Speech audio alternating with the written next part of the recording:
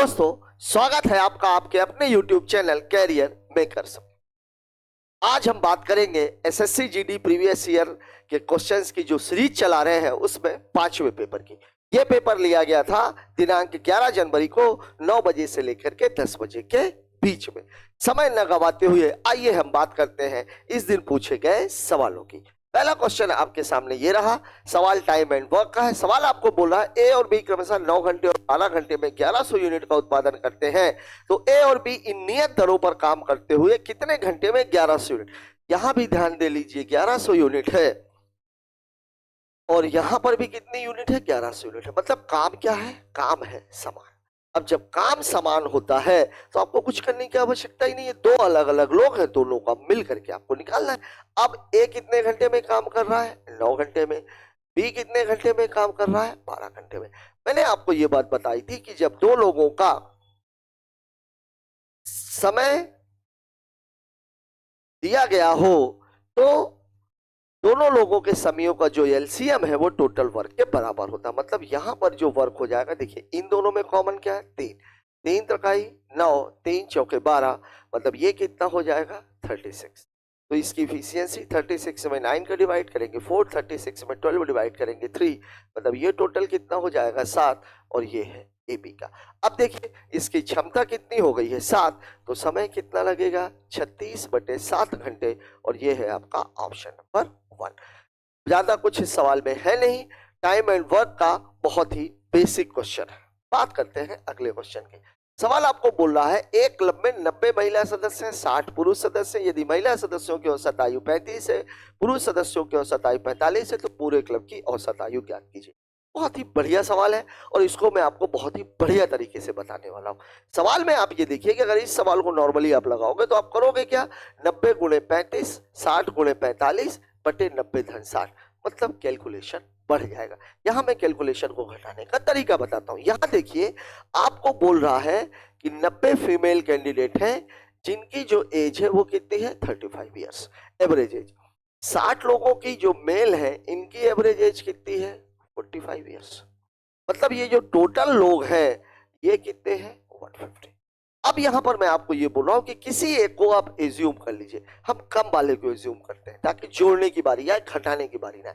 मैं ये मान लेता हूं कि इन लोगों की एज 35 है, तो इनकी भी अगर 35 होती तो मेरे पास कितना एक्स्ट्रा आ जाता 10 साल, और ये 10 साल कितने लोगों का एक्स्ट्रा होता 60 लोगों का।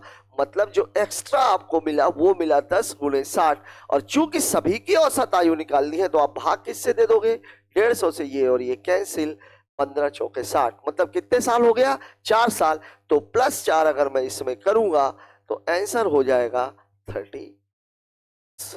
यही आपका जवाब था और यह है आपका ऑप्शन नंबर 4। दूसरे तरीके से भी देख लें, अगर मैं सबको 45 मान लूं, एज्यूम ही करना है आपको, अगर मैं सभी को 45 मान लेता तो क्या होता। मान लीजिए मैं ये मान लेता हूं कि इसकी भी 45 है, तो 45 है मतलब 45 ईयर माइनस 10 ईयर। अब ये 10 ईयर कितने लोगों की कम है 90 लोगों की, मतलब पूरा मामला कितना कम हो जाता 10 गुणे 90, टोटल 150 में, ये और ये कैंसिल, ये कितना हो जाता 6, मतलब -6। इस 45 में आप -6 करेंगे तब भी आंसर कितना आ जाएगा 39। इस तरह के सवालों में जब कभी भी मिला करके बात की जाती है तो इस तरह के सवालों में हम करते हैं, अभी 2 का मामला है, ये 3 का भी मामला हो सकता था इसमें बच्चों की औसत आयु भी दे दी जाती। तब हमें सवालों में करना यह है कि कोई एक औसत आयु आप अपने मन में ले लीजिए, ठीक है। फिर आप देखिए कितना ज्यादा हो रहा है या कितना कम हो रहा है। जो भी ज्यादा या कम होगा उसको सभी लोगों में बराबर बराबर बांट दीजिए, क्योंकि औसत का मतलब ही होता है बराबर का बंटवारा। बात कर लेते हैं अगले क्वेश्चन की। अगला सवाल हमसे क्या कह रहा है, अगला सवाल हमसे कह रहा है एक व्यक्ति पहले दिन में 6 घंटे में 240, दूसरे दिन 8 घंटे में 360 और तीसरे दिन 6 घंटे में 450 किलोमीटर की दूरी तय करता है। 3 दिनों में उसके द्वारा पूरी की गई प्रति घंटे की औसत दूरी है, ठीक है। अब देखिए टोटल जो वो चला है दूरी कितनी है, पहले दिन वो चला है 240, फिर चला है वो 360 और फिर चला है वो 450, और घंटे टोटल कितने थे, पहले दिन चला है 6 घंटे, अगले दिन चला है 8 घंटे और फिर चला है 6 घंटे, मतलब 20। अब यहां देखिए 24, 36, 30, 60 60, मतलब ये 600, 1050 किलोमीटर। और 1050 किलोमीटर उसने कितने घंटे में तय की है? 2 घंटे में। इससे ये कैंसिल, 2 पंचे 10, 2 दूनी 4, 2 पंचे 10, उत्तर कितना हो जाएगा? 52.5 किलोमीटर। और ये है आपका ऑप्शन नंबर 4। ये मैंने क्यों किया? क्योंकि आपसे पूछा गया था प्रति घंटे दूरी, तो प्रति घंटे दूरी टोटल दूरी ले लिया, टोटल घंटे ले लिए, भाग दे दिया, क्योंकि औसत का मतलब ही होता है योग बटे संख्या। बात खत्म। बहुत ही बेसिक सा सवाल है, इसमें ज्यादा कुछ करने के लिए या बताने के लिए नहीं है। बात कर लेते हैं अगले क्वेश्चन की। अगला क्वेश्चन बोल रहा है मनीष ने एक एयर कंडीशनर 46,875 रुपए में खरीदा, इसके मूल्य का 8% प्रति दर से मूल्य ह्रास हो रहा है। ह्रास हो रहा है मतलब क्या हो रहा है? मूल्य कम हो रहा है। फिर बोल रहा है 3 वर्षों के बाद, 3 वर्ष की बात हो रही। देखिए 8% का मतलब बेसिकली ये सवाल सीआई के फॉर्मेट में है। 8/100 मतलब पूरा मामला कितना होता है? 2/25। अब ह्रास हो रहा है मतलब पूरा मामला कितना है? मतलब जो मूल्य था पहले वो था 25, अब कितना हो गया है? 23। ये कितने साल का मामला है? 1 साल का। तो 3 साल के लिए कितना हो जाएगा? घाते 3। और ये भी कितना हो जाएगा? घाते 3। अब देखिए यहां पर जो वैल्यू दी गई है वो दी गई है 46,875 रुपए। आप इसी को 25, 25 और 25 से काट दीजिए। ठीक है, काटेंगे 25, 25 से कम 25, 21 बचेगा 218, 25 अट्ठे 200, 18 बचेगा 187, 25 सत्ते 175, 175, 175, 12 बचेगा, 25 पंचे 125। फिर 25 से इसको काटिए, 25 सत्ते 175, 25 पंचे 125। फिर 25 से काटिए, 25 नहीं 75। मतलब आपको कितना बच गया यहाँ पे? 3। और 3 में ये कितना है? 23। 3 बार है 23 गुणे 23 गुणे 23। मैंने आपको बताया था जब कभी भी लंबा गुणा हो तो सबसे पहले हम यूनिट प्लेस को चेक करते हैं। तो 3 त्रिकाई 9, 9 त्रिक 27, 27 दिया 81। यूनिट प्लेस कितना आएगा? 1। अगर मान लीजिए यूनिट प्लेस से सवाल टकरा गया तो वही हमारा उत्तर है। नहीं टकरा है तो फिर पूरा गुणा करके देख लेंगे। 1 आना चाहिए। यहाँ पर इकाई अंक में 2 है, यहाँ 5 है, यहाँ 1 है, यहाँ 6 है। मतलब हमारा उत्तर 101% 36,501 रुपए ही होगा। मैं आपको बार बार ये बोल रहा हूं, एग्जामिनर कभी भी आपसे बहुत लंबा कैलकुलेशन नहीं करवाना चाहता। वो केवल ये चाहता है कि आपको जो 4 ऑप्शंस दिए गए हैं उसमें से 3 ऑप्शन को हटा करके आप एक ऑप्शन को चूज कर सकें। तो यहां पर आप खुद देख लिए, 3 त्रिकाई 9, 3 त्रिकाई 9, 9 9 81, ये आपने कर लिया। बेसिक सवाल ये था 8% का मूल ह्रास है, मतलब 25 रुपए में 2 रुपए की कमी हो रही है। मतलब मामला कितने का है? 23 का। 3 साल की बात हो रही है, मतलब 25 की घाते 3, 23 की घाते 3 बन रहे हैं। अब 25 की घाते 3 की वैल्यू दी गई है, आप 25 से उसको 3 बार काट दिया, 3 बचा। अब उसका 23 में 3 बार गुणा होना चाहिए था, हमने यूनिट प्लेस से आंसर को टिक कर दिया। बात कर लेते हैं अगले क्वेश्चन की। अगला सवाल हमसे क्या कह रहा है? प्याज के मूल्य में 25% की वृद्धि होने से एक महिला 200 रुपए में 5 किलो प्याज कम खरीद सकती है। प्याज का बढ़ा हुआ मूल्य ज्ञात करें। यहां पर मैं आप लोगों को एक बात बता दूं कि जब कभी भी खर्च की बारी आती है, मतलब जो खर्च बराबर होता है, खर्च बराबर होता है कीमत और गुणे मात्रा। मतलब एक्सपेंस इज इक्वल टू होता है रेट। यहां पर एक बात याद रखिएगा, टाइम एंड वर्क के मामले में भी, टाइम डिस्टेंस एंड स्पीड के मामले में, एक दो सवाल अभी आपने देखे भी है टाइम स्पीड एंड डिस्टेंस के। यहां पर आप एक बात याद रखिएगा कि अगर खर्च समान हो तो रेट और वेट का जो रेशियो है ये एक दूसरे का अपोजिट होता है। मेरे कहने का मतलब ये है, देखिए प्याज के मूल्य में 25% की वृद्धि, या तो 25% ले लीजिए या मूल्य रेट की बात हो रही है। मतलब पहले रेट कितना था? 100, तो अभी कितना हो गया है? 125। अगर आप काटेंगे तो ये 4 से कितना हो रहा है? 5। तो वेट कितना होना चाहिए? 5 से कितना होना चाहिए? 4। अब देखिए यहां पर जो मुझे कमी दिख रही है वो कितने की दिख रही है? 1। देखिए सवाल में 100 रुपए की कीमत का सामान 125 रुपए का हो गया, मतलब जो मूल्य का अनुपात है वो 4:5 है। तो जो मात्रा का अनुपात हो गया वो हो गया 5:4। मतलब कमी कितने की दिख रही है? 1 की। पहले वो 5 खरीद पा रहा था, अब 4 खरीद पा रहा, मतलब कमी कितने की है? 1 की। लेकिन सवाल में क्या बोला? 200 रुपए में 5 किलो, मतलब 1 की जो वैल्यू है वो कितनी है? 5 केजी। मतलब 5 की वैल्यू कितनी हो जाएगी? 25 केजी। और 4 की वैल्यू कितनी हो जाएगी? 20 केजी। अब यहां ध्यान दीजिए, इसका मतलब ये हुआ कि पहले वो 200 रुपए में 25 किलो प्याज खरीद रही थी, अब वो 200 रुपए में कितने किलो प्याज खरीद रही है? 20 किलो। तभी तो 5 किलो का फर्क आया। प्याज का बढ़ा हुआ मूल्य तो ये है 4 से 5 हुआ है, मतलब इसकी बात हो रही है। तो 200 बटे 20, इससे ये कैंसिल, 2 दाहम 20, मतलब उत्तर हो जाएगा 10 रुपए। और यही आपके सवाल का जवाब है, और ये है आपका ऑप्शन नंबर 4। यहाँ पर ये बहुत ही बेहतरीन सा तरीका है, 3 जगहों पर काम आता है, और भी जगहों पर प्रॉफिट एंड लॉस में भी इसका यूज है। आपको केवल एक बात ध्यान रखनी है, अगर खर्च समान है तो मूल्य और मात्रा का अनुपात हमेशा एक दूसरे का अपोजिट होता है। जिन लोगों को ये चीज समझ में नहीं आएगी वो लोग प्रॉफिट एंड लॉस में जा करके प्लेलिस्ट में वीडियोस को देख लेंगे, उसमें बहुत सारे सवाल इस तरह के डले हुए हैं। बात कर लेते हैं अगले क्वेश्चन की। अगला क्वेश्चन, किसी अनुपात में प्रथम और चतुर्थ पद का गुणनफल। देखिए मैंने आपको ये बात बताई थी, ए बी सी और डी।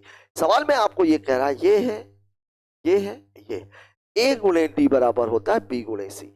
ये है प्रथम पद, द्वितीय पद, तृतीय पद और चतुर्थ पद। आपको सवाल में इसके अकॉर्डिंग होना चाहिए अंत पदों का गुणनफल बराबर मध्य पदों का गुणनफल। अब सवाल में आपको बोल रहा है कि प्रथम और चतुर्थ पद का जो गुणनफल है वो 70 है। द्वितीय और तृतीय पद का गुणनफल मतलब इसकी वैल्यू कितनी है? 70 है, और इसकी वैल्यू कितनी है? 3.5x है। x का मान आपसे पूछ रहा है, तो x बराबर कितना हो जाएगा? 70, 3.5 दशमलव हटाएंगे, 10 का गुणा, 35 दूनी 70, 2 दाहम 20, और यही आपके सवाल का जवाब है, और ये है आपका ऑप्शन नंबर 1।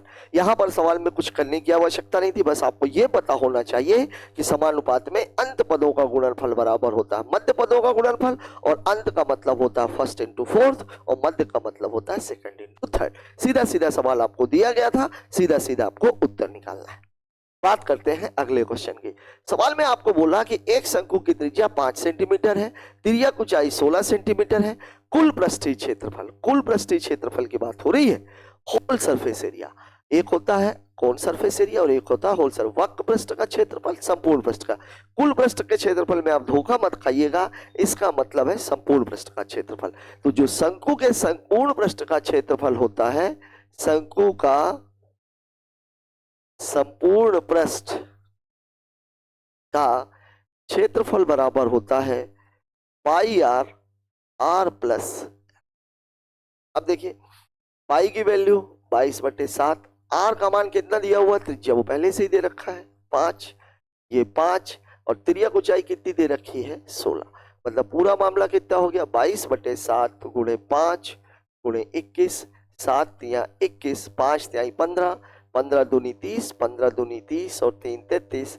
ये सेंटीमीटर स्क्वायर में होगा क्योंकि क्षेत्रफल की बात हो रही है। अगर आयतन की बात होती तो ये सेंटीमीटर क्यूब हो जाता। मतलब आपका जो उत्तर है वो हो जाएगा ऑप्शन नंबर 2। सवाल में कुछ भी नहीं है, केवल और केवल फार्मूले में वैल्यू उठा करके पुट कर देनी है। बात करते हैं अगले क्वेश्चन की। अगला सवाल हमसे क्या कह रहा है, कितने वर्षों में 800 रुपए की धनराशि 10% की वार्षिक ब्याज की दर से 9,926.10 रुपए हो जाएगी, जबकि ब्याज अर्धवार्षिक रूप से संयोजित की जाती है। ध्यान रखिएगा, ये बात मैंने आपको पिछले वीडियोस में भी बताई है। अर्धवार्षिक रूप से जब ब्याज संयोजित होती है तो क्या होता है, समय जो होता है वो हो जाता है 2 गुना, और जो दर होती है वो हो जाती है आधी। यहां पर जो हमें दर दी गई है आर, वो कितनी है 10%। तो 10% की आधी जो हो जाएगी वो हो जाएगी 5%, और 5% का मतलब होता है 1/20। अब पूरा मामला कितने का है 20 का, और कितने का है 21 का। ठीक है, अब ये पूरा मामला कितने का है, ये है पूरा मामला 800 का।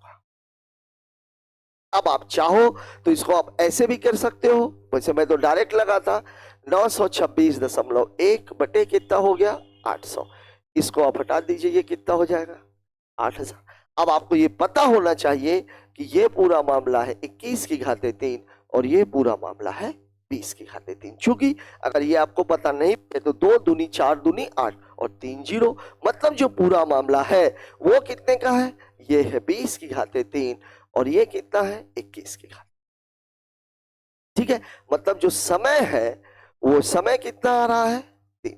अब ये ध्यान रखिए, ये 3 कब आ रहा है, जब आपने अर्धवार्षिक रूप से संयोजित किया है, मतलब समय क्या हो चुका है डबल हो चुका है। तो डबल हो चुका है तो आप इसको आधा कर दीजिए, मतलब उत्तर हो जाएगा 1.5 वर्ष, और ये है आपका ऑप्शन नंबर 1। यहां पर एक बात ध्यान रखिएगा, सीआई के सवालों में केवल और केवल आपको एक ही बात का ध्यान रखनी है कि आपको थोड़ा सा स्क्वायर और क्यूब आपका अच्छा होना चाहिए। यद्यपि 8000 और 9261 एक ऐसा डाटा है जो बहुत सारे सवालों में आता है, ठीक है। तो ये चीज आप अपने दिमाग में रखिएगा। यहां पूरा मामला ये था कि 800 रुपए 9261 रुपए हुए थे, बेसिकली 800 रुपए 926 रुपए 10 पैसे हुए थे। हल किया तो हमें दिख गया। अब चूंकि हमें लेना 20 और 21 के फॉर्मेट में ही था, तो आपको ये पता होना चाहिए कि 8000 जो है वो 20 की घाते 3 है। अगर नीचे वाला 20 की घाते 3 है तो ऊपर वाला 21 की घाते 3 ही होगा, ठीक है। बात कर लेते हैं अगले क्वेश्चन की। अगला सवाल हमसे क्या कह रहा है?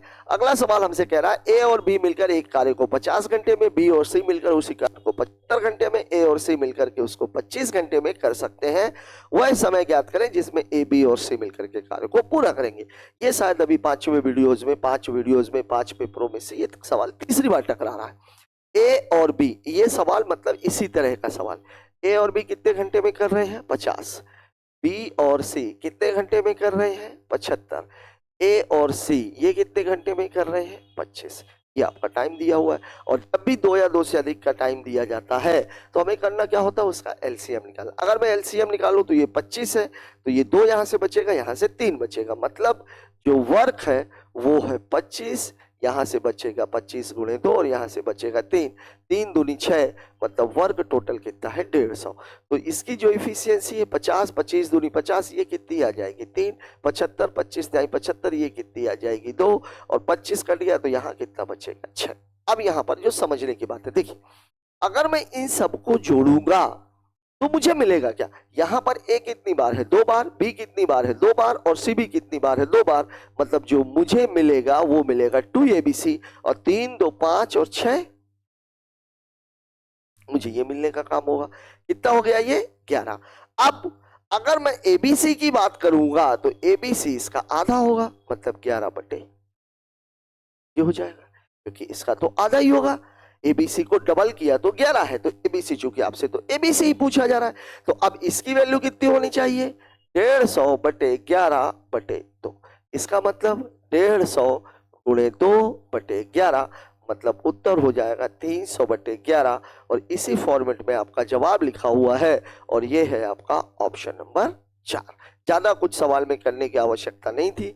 ये सवाल 5 पेपरों में तीसरी बार टकरा रहा है सेम टाइप का, उसमें भी यही था, इसमें भी यही है। केवल ध्यान ये रखना है कि जब आप जोड़ेंगे इफिशियंसी को 11 आ रही है तो ये वास्तव में यहाँ 2 ए 2 बार है, बी 2 बार है, सी 2 बार है, मतलब ये जो इफिशियंसी है ये 2abc की है।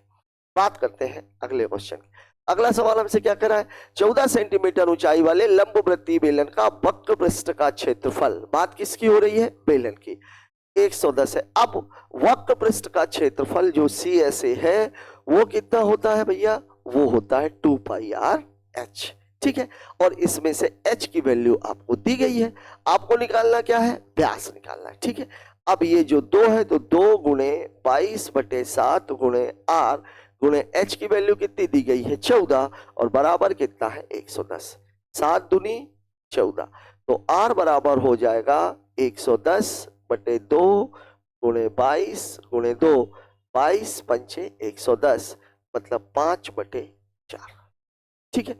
अब आप देख लीजिए, अब अगर मैं इसको d को निकालूंगा तो d बराबर जो व्यास है वो व्यास क्या होता है? व्यास बराबर होता है 2 गुणे त्रिज्या, मतलब 2 गुणे 5 बटे 4, 2 दूनी 4, 5 बटे 2, और 5 बटे 2 का उत्तर है 2.5 सेंटीमीटर, और ये है आपका ऑप्शन नंबर 1, ठीक है। सवाल में इसमें भी कुछ नहीं है, सिंपल सा फॉर्मूला है, जो भी वैल्यू आपको दी गई है उनको पुट कर देना है, आर की वैल्यू निकल जाएगी। आपसे पूछा गया है डी, तो डी बराबर होता है 2 × r, ठीक है। बात कर लेते हैं अगले क्वेश्चन की। अगला सवाल हमसे क्या कह रहा है?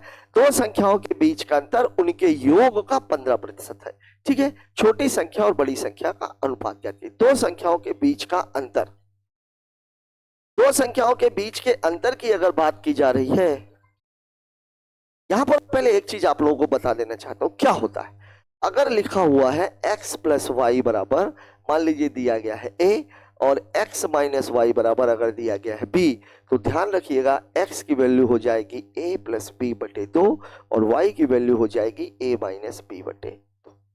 दोनों को जोड़ के 2 का भाग ये धन वाले में और दोनों को घटा करके 2 का भाग। आप इसको कैंसिल करने वाला कोई चक्कर मत पालिएगा, दिमाग में ये बात अच्छे तरीके से बैठा लीजिए। अब सवाल में क्या बोला, दो संख्याओं के बीच का अंतर, दो संख्या मान लीजिए x और y है, इनके बीच का जो अंतर है, इनके बीच के योग का कितना परसेंट है, 15%। यही है। तो अगर मैं इसको देखूं तो x minus y upon x plus y काटेंगे तो ये 3 हो जाएगा, ये 20 हो जाएगा, बराबर कितना हो जाएगा, 3/20। अब यहां से आप देखिए, अगर x की वैल्यू आप निकालोगे तो 20 3 23/2 और y की वैल्यू आप निकालोगे तो कितना हो जाएगा, 17/2। ये निकल गया। अब आपसे पूछ रहा है दोनों का अनुपात, बड़ी संख्या ये है, छोटी संख्या ये है, तो अगर आप x बटे वाई निकालोगे तो 23/2 और ये 17/2, 2 से 2 कैंसिल, मतलब फाइनल उत्तर हो जाएगा 23/17 या 23:17।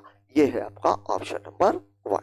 एक चीज और भी इसमें हो सकती थी, x plus y minus y को हम 20/3 करते हैं। आप योगांतर अनुपात में अगर आप देखोगे तो क्या होता है, अगर योगांतर अनुपात मान लीजिए x वाई है तो ये क्या हो जाता है, x plus y upon x minus y. यही चीज, जो वैल्यू इसकी है वही वैल्यू इसकी भी होती है। ठीक है, तो अब यहां से आप 20 और 3 निकाल सकते थे, तो एक बार जोड़ देते तो 23, एक बार घटा देते तो 17, मतलब वैल्यू कितनी है, 23/17। ठीक है, आपको इसमें ज्यादा कुछ भी सोचने की आवश्यकता नहीं है। अच्छा सॉरी, छोटी संख्या और बड़ी संख्या का, सॉरी, छोटी संख्या का बड़ी संख्या से निकालना है तो 17/23 हो जाएगा और आपका उत्तर हो जाएगा चौथा। देखिए कितना छोटा सा मिस्टेक है ये, बड़ी संख्या और छोटी संख्या का पूछेगा तो 23/17, छोटी संख्या और बड़ी संख्या का पूछेगा तो 17/23। यहां पर आपसे पूछ रहा था छोटी संख्या और बड़ी संख्या का, इसलिए उत्तर ये ना हो करके ये होगा। ठीक है, बात कर लेते हैं अगले सवाल की।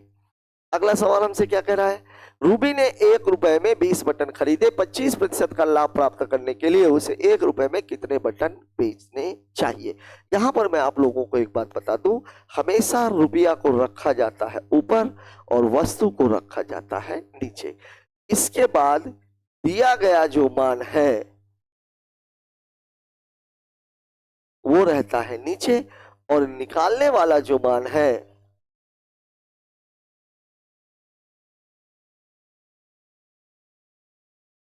वो रहता है ऊपर। अब यहां देखिए, 1 रुपए में 20 बटन खरीदे, खरीदे का मतलब क्या होता है, क्रय मूल्य, और क्रय मूल्य का मतलब कितना होता है, 100%।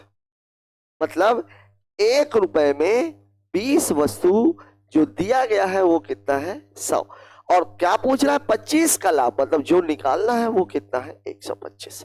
यही रहता है आपका सवाल। अब आप कुछ मत करिए, ये कितना 4, ये कितना 5, 5 चौके 20, मतलब 1/16, मतलब आप कह सकते हैं 1 रुपया में 16 बटन। यही आपके सवाल का जवाब है और ये है आपका ऑप्शन नंबर 2। केवल जो ध्यान में रखने वाली चीज है वो ये है, इस तरह के बहुत सारे सवाल जो प्रॉफिट एंड लॉस के हैं, ये सवाल आपकी प्लेलिस्ट में डले हुए हैं। जिन लोगों की समझ में नहीं आ रहे हैं सवाल या कुछ और प्रैक्टिस करने के लिए हमें चाहिए है, तो वो सवाल आप जाकर के प्लेलिस्ट में देख सकते हैं। न समझ में आने वाली बात इसलिए नहीं है क्योंकि रुपया को हमेशा ऊपर रखते हैं, वस्तु को हमेशा नीचे रखा जाता है। बात कर लेते हैं अगले क्वेश्चन की। अगला क्वेश्चन हमको बोल रहा है कि a प्लस बी बराबर कितना है, 25, a माइनस बी बराबर कितना है, 7। ठीक है, मतलब अभी मैंने आपको बताया तो a की वैल्यू कितनी हो जाएगी, a की वैल्यू हो जाएगी 25 प्लस 7/2 और b की वैल्यू कितनी हो जाएगी, 25 माइनस 7/2, मतलब ये 32/2, मतलब इसकी वैल्यू 16, ये 18/2, मतलब इसकी वैल्यू कितनी हो जाएगी, 9। अब इन दोनों का आपको क्या निकालना है, मध्यानुपाती निकालना है।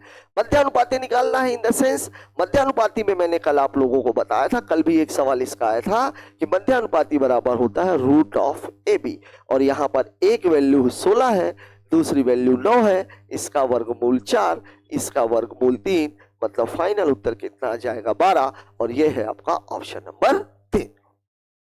पिछले सवाल में भी आपने देखा जिसमें छोटी संख्या और बड़ी संख्या का रेशियो पूछा गया था, उसमें हमने क्या किया था, ए और बी की जो वैल्यू निकालने के लिए है वो ऐसे ही निकलेगी, एक बार जोड़ के 2 का भाग और एक बार घटा करके 2 का भाग। तो बड़ी संख्या 16 है, छोटी संख्या 9 है, दोनों का मध्यानुपाती निकालना है। मध्यानुपाती का फॉर्मूला होता है रूट ऑफ ए बी, इसका वर्गमूल 4, इसका वर्गमूल 3, दोनों का मल्टीप्लिकेशन 12 और यही आपका उत्तर है।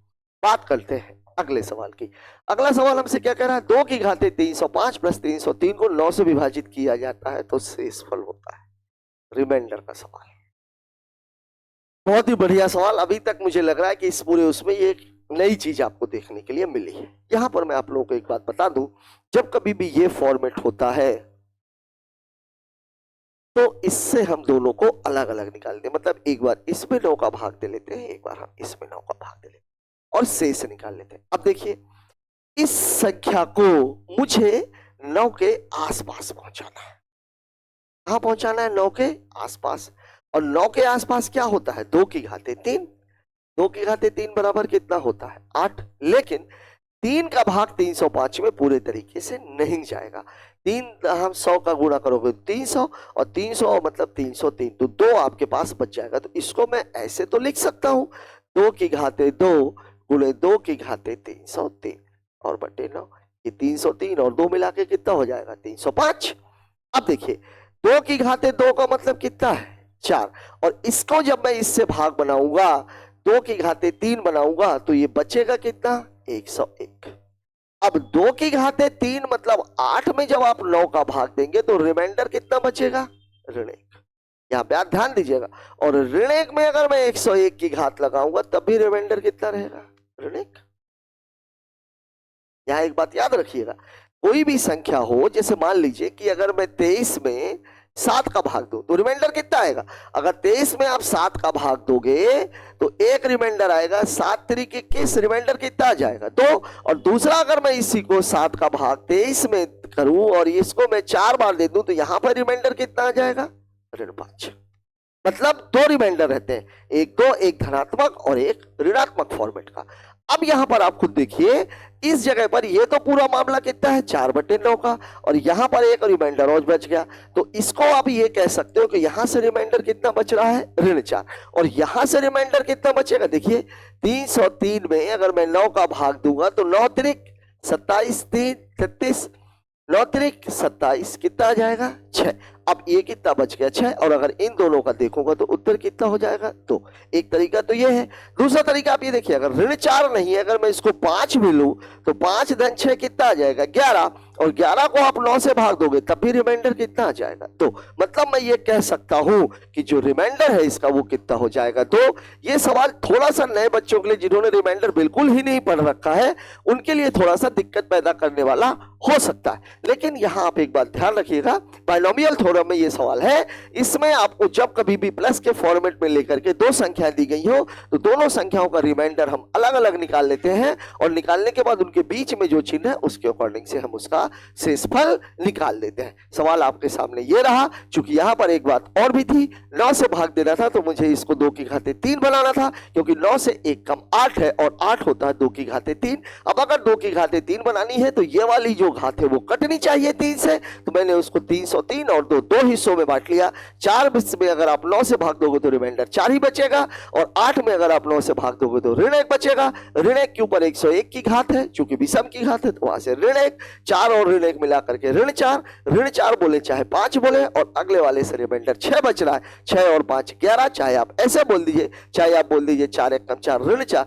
तो दोनों ही तरीकों से सवाल का जो रिमाइंडर है वो 2 आ रहा है, और ये है आपका ऑप्शन नंबर 1। बात कर लेते हैं अगले क्वेश्चन की। अगला सवाल हमसे क्या करा, एक वस्तु का अंकित मूल्य 1 लाख रुपया है, दुकानदार ने 20% और 10% की दोहरी छूट दी, किस मूल्य पर वस्तु बेची। यहां पर 2 तरीके से सवाल आते हैं, कुल कितनी छूट मिली, कुल कितने मूल्य पर बेची। यहां पर मैंने आप लोगों को बताया था कि अगर मामला छूट प्रतिशत का हो तो सवाल को a + b - ab अपॉन 100% से कर लीजिए, लेकिन अगर सवाल में रुपया पूछा गया हो तो सवाल को आप बेसिक से लगाइए। मतलब कहने का ये हुआ कि 1 लाख रुपया का कोई सामान है, इसको 20 की छूट मिल गई, मतलब सामान कितने का हो गया 80 का, और फिर 10 की छूट मिल गई, मतलब सामान कितने का हो गया 90 का। 1 2 3 4, 1 2 3 4, 8 नाम 72, 1 0 इसका 2 0 इसके, मतलब सामान की कीमत अब कितनी हो गई है 72,000 रुपए। और ये है आपका ऑप्शन नंबर 2। सवाल में कुछ भी नहीं है, बात केवल इतनी है कि आपको ये ध्यान रखना, अगर प्रतिशत पूछना है तो फॉर्मूला, रुपया पूछना है तो सवाल को सीधे सीधे लगा देना है। बात कर लेते हैं अगले क्वेश्चन की। अगला सवाल, रॉबिन किसी दूरी का 1/4 भाग 20 किलोमीटर, अगला 1/4 10 किलोमीटर और शेष भाग 80 किलोमीटर। ये सवाल शायद दूसरी बार आया है।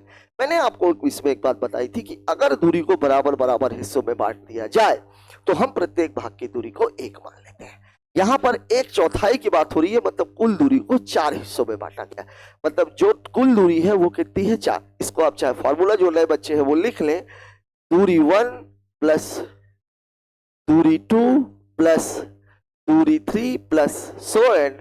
और यहां पर चूंकि समय निकालना है तो दूरी 1 बटे चाल 1 प्लस दूरी 2 बटे चाल 2 प्लस दूरी 3 बटे चाल 3 और प्लस इसको जितने भी हिस्सों में बांट दिया जाए। यहां पर कितने कितने हिस्सों में बटा हुआ 1/4 की बात हो रही है, मतलब कुल दूरी 4 बराबर हिस्सों में, तो ये 4 हो गया। अब अगला कितना है, पहले भाग के लिए इसकी चाल कितनी है 20, दूसरे भाग के लिए उसकी चाल कितनी है 10 और बाकी के हिस्से के लिए उसकी चाल कितनी है 80। तो आप इसको भी कर सकते हैं 1/40। अब 20, 10 और 40 का जो एलसीएम है वो 40 ही होगा।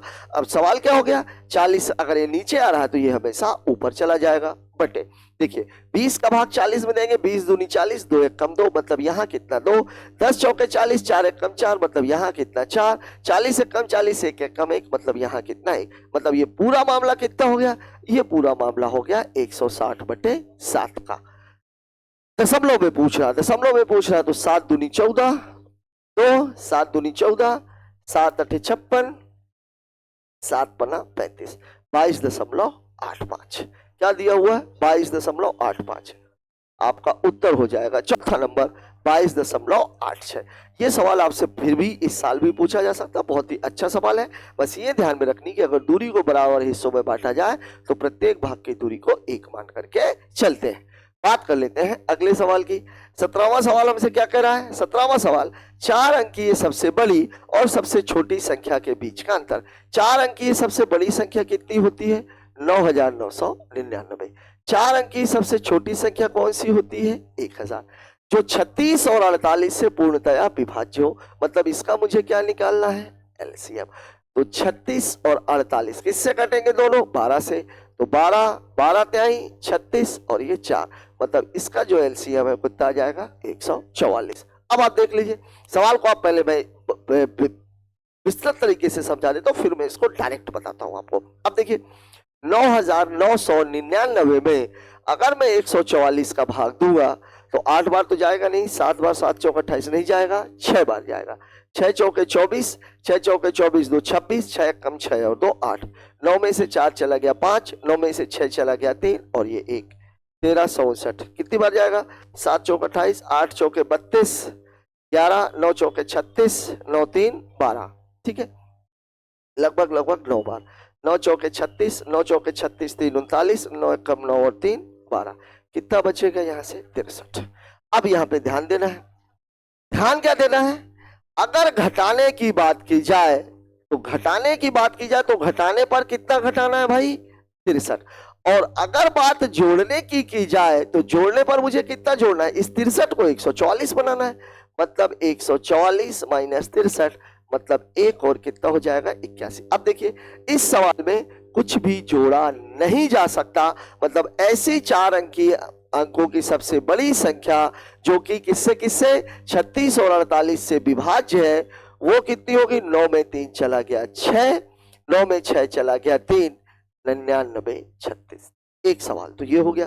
दूसरा जब 144 की बात करेंगे इसकी छोटी संख्या की, तो 144 में ये भी लगभग 6 बार जाएगा, 6 बार गया तो कितना आ गया 864, 10 में से 4 चला गया 6, 9 में से 6 चला गया 3, 9 में से 8 चला गया 1, मतलब ये क्या है घटाने पर, और जोड़ने पर कितना आएगा, जोड़ने पर इस 136 को 144 बनाना है, मतलब 144 माइनस 136 बराबर 8। अब देखिए ये खुद में सबसे छोटी संख्या है, इसमें आप कुछ भी घटा नहीं सकते। इसको आप ऐसे समझ सकते हो कि भिखारी से आप क्या लोगे, कुछ नहीं, और अंबानी को आप क्या दोगे, ये तो 4 अंकों का अंबानी है और ये 4 अंकों वाला भिखारी है, तो इससे आप कुछ ले नहीं सकते, इसको आप कुछ दे नहीं सकते। इससे लिया जा सकता है मतलब इसको माइनस करना पड़ेगा, इसको दिया जा सकता मतलब इसको प्लस करना पड़ेगा।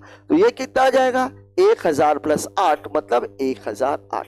लेकिन सवाल में जो आपसे पूछा गया है वो पूछा गया है इन दोनों संख्याओं के बीच का अंतर। तो एक संख्या थी 9936 और एक संख्या थी 1008।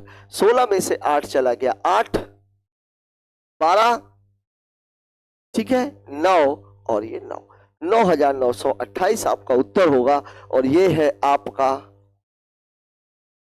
सॉरी 8928। 9 में से 1 गया 8, ये तो 1 तो मैं भूल ही गया, 8928। लेकिन दोस्तों सवाल को इस तरीके से लगाना नहीं है, मैंने आपको ये बताया कि सवाल जो बोल रहा है अगर आप इसको बेसिक से करेंगे तो सवाल को इस तरीके से लगाना पड़ेगा। अब मैं आपको बताता हूं कि वास्तविकता में आपको ऐसा सवाल अटेंड कैसे करना है। कैसे करना है, आपसे बोल रहा है 4 अंकों की सबसे बड़ी संख्या कौन सी हो जाएगी, 9999। 4 अंकों की सबसे छोटी ये कितनी हो जाएगी, 1000। पूछा क्या है, बीच का अंतर, इसके बीच का अंतर आप पहले ही निकाल लीजिए, कितना हो जाएगा 8999। भाग काहे से देना, 36 और 48, इसका मुझे क्या निकालना है, एलसीएम। 36 और 48 के एलसीएम की दोनों संख्या किससे कट रही है, 12 से। देखिए तुरंत एचसीएफ कैसे निकल सकता, 48 में 36 घटाओगे 12 आएगा, 12 से 36 भी कट रही है, 48 भी कट रही है, तो कितना हो जाएगा एलसीएम, 12 12 त्याई 36, 12 चौके 48, मतलब एलसीएम कितना हो गया 144। अब इस 144 का भाग आप इसमें दे दीजिए केवल, तो 8999 में आपको भाग कैसे देना है, 144 से 6 बार जाएगा, 6 चौके 24, 6 चौके 24 2 26 और 6 कम 6 और 2 8। 9 में से 4 चला गया 5, 9 में से 6 चला गया 3, बचा कितना 359। अब कितनी बार चला जाएगा, 2 बार, 2 चौके 8, 2 चौके 8, 2 एक कम 2, 9 में से 8 गया 1, 15 में से 8 चला गया 7, कितना बचा 71। अब इस 8999 में से आप 71 को घटा दीजिए, 9 में 1 गया 8, 9 में 7 चला गया 2, ये 9 और ये 8, और यही आपका उत्तर है, और ये है आपका ऑप्शन नंबर 3।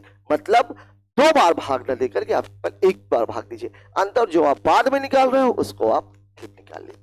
लेकिन एक बात का ध्यान रखिएगा, यहां पर जो आपसे जब पूछा जाएगा बड़े अंकों की बड़ी और छोटे अंकों की छोटी संख्या। बात कर लेते हैं अगले सवाल की। अगला क्वेश्चन हमसे क्या कह रहा है, एक वस्तु का अंकित मूल्य 2000 था, दुकानदार ने 20% की छूट दे दी। बहुत ही छोटा सा सवाल, 20 की छूट मतलब 80, 8 दूनी 16, 1600 रुपए इसका उत्तर है। ठीक है, कुछ सवाल में है ही नहीं, 20% की छूट दे दी। मामला सवाल कितने का था, 2000 का, 20% की छूट दे दी मतलब 80 हो गया, 1 2 1 2, 8 दूनी 16 और 2 0, 1600 रुपए इसका उत्तर है, और यह है आपका ऑप्शन नंबर 3। बात कर लेते हैं अगले क्वेश्चन की। अगला सवाल हमसे क्या कह रहा है, एक कुर्सी 800 रुपए में खरीदी गई, 1100 रुपए में बेच दी गई, लाभ प्रतिशत ज्ञात करें। 800 में खरीदी, 1100 में बेची, 300 का लाभ, 800 पे 3/8 और 3/8 का मान कितना होता है 37.5%। मतलब यहां पर जो लाभ है, लाभ बराबर कितना है 1100 माइनस 800 बराबर कितना है 300। तो लाभ प्रतिशत बराबर क्या होता है, लाभ प्रतिशत बराबर होता है लाभ बटे क्रय मूल्य गुणे 100, मतलब 300/800 गुणे 100। अगर आप हल करें 1 2 1 2 और 3/8 की वैल्यू, जो भी बच्चा परसेंटेज में थोड़ा बहुत भी कमांड रखता है, 3/8 की वैल्यू कितनी होती है 37.5%। बात करते हैं अगले क्वेश्चन की। अगला सवाल क्या बोल रहा है, एक व्यक्ति कार से 600 किलोमीटर की दूरी 50 किलोमीटर प्रति घंटे की औसत चाल से, 100 किलोमीटर की दूरी 100 किलोमीटर प्रति घंटे की चाल से और अंत में 50 किलोमीटर की दूरी 25 किलोमीटर की चाल से गंतव्य तक पहुंचता है। पूरी यात्रा के दौरान उसकी औसत चाल, और औसत चाल बराबर क्या होता है भाई, औसत चाल बराबर होता है कुल दूरी बटे कुल समय। यही तो होती है आपकी औसत चाल। अब देखिए दूरी कितनी कितनी है, पहली दूरी है 600, दूसरी दूरी कितनी है, दूसरी दूरी कितनी है 600, 600 के बाद दूसरी दूरी कितनी है 100, और तीसरी दूरी कितनी है 50। अब यहां पर जो समय निकालना, तो समय आपके पास नहीं है लेकिन चाल तो है, तो 600 की दूरी कितने की चाल से किया है उसने, 50 की। 100 की दूरी कितने की चाल से किया है उसने, 100 की। और 50, सॉरी ये 50 है, और 50 की दूरी के लिए उसकी चाल कितनी है 25। काटेंगे तो ये कितना 12, ये कितना 1, और ये कितना 2। इसको जोड़ेंगे 700, तो ये कितना हो जाएगा 750। इसको जोड़ेंगे तो ये कितना हो जाएगा 12 1 13 2 15, 15 पन्ना 75, मतलब उत्तर कितना है 50 किलोमीटर प्रति घंटा। और ये है आपका ऑप्शन नंबर 1। दोस्तों खत्म हो गया। दोस्तों आज के इस वीडियो में कुछ एक नए तरह के सवाल आपको देखने के लिए मिले। हमने पूरी पूरी कोशिश की है कि उन सवालों को आपको आज ही के दिन पूरा का पूरा क्लियर कर सके। मुझे आशा ही नहीं पूरा भरोसा है कि हमारा यह प्रयास आपको बहुत पसंद आ रहा होगा और आपकी कमियों को दूर भी कर रहा होगा। मेरा यह सोचना कहां तक सही है कमेंट बॉक्स में जाकर जरूर बताएं। मिलते हैं कल फिर एक और नए वीडियो के साथ, तब तक के लिए जय हिंद।